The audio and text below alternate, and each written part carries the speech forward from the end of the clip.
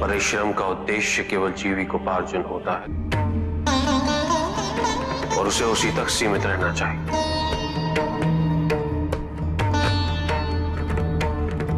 परिश्रम से हमें भोजन प्राप्त होता है और उससे हमारी क्षुधा मिटती।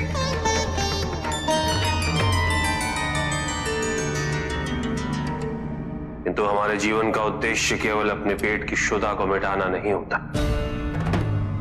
हमारे जीवन का उद्देश्य है इस जन्म ईश्वर के और समीप आना।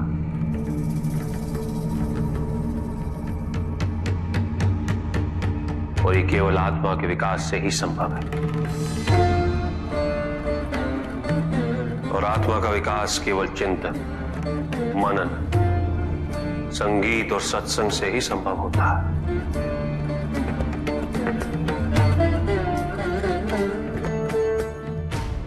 आत्मा का यही विकास मनुष्य को उसकी मनुष्यता से उबार कर ईश्वरत्व की ओर ले जाता है।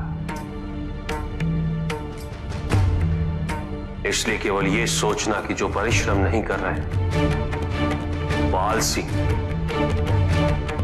ये उचित नहीं।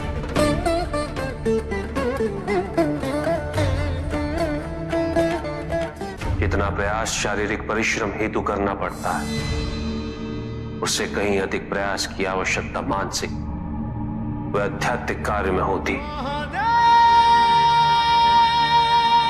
अपने स्वार्थ से ऊपर उठना पड़ता है।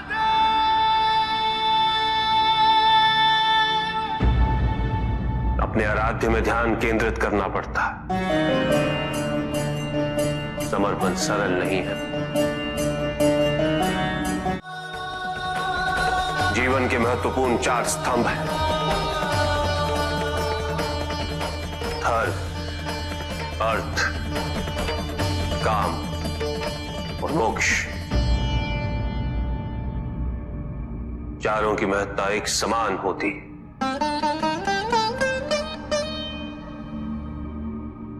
केवल धर्म के लिए शेष तीनों उद्देश्यों से विमुख हो जाना ये उचित नहीं और ये ईश्वर को भी स्वीकार्य नहीं। यदि केवल धर्म को महत्ता दी जाए तो संतुलन उत्पन्न होता।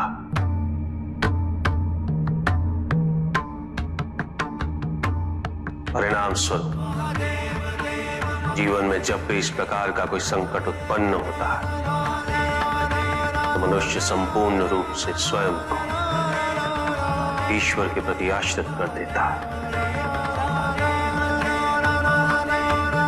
वो स्वयं कोई प्रयास नहीं करता। वो इस भ्रम में जीने लगता है कि ईश्वर आएंगे और उसकी सहायता करेंगे।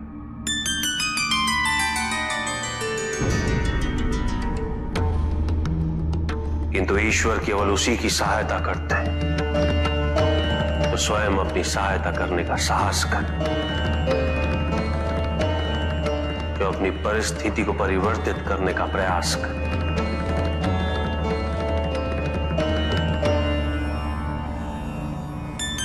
अपनी भूल को स्वीकार करने के लिए साहस की आवश्यकता होती है। और यदि अपनी भूल का आभास हो जाए तो क्षमा मात्र एक औपचारिकता है।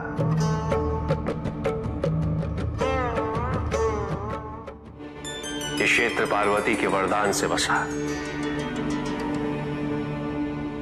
इसलिए मैं यहां ज्योतिर्लिंग रूप में वास करूंगा, नागेश्वर बनके। महादेव महादेव महादेव महादेव महादेव महादेव। और दर्शन प्राप्त करने के पश्चात भटके हुए मनुष्यों को सही दिशा प्रदान कर सकूं।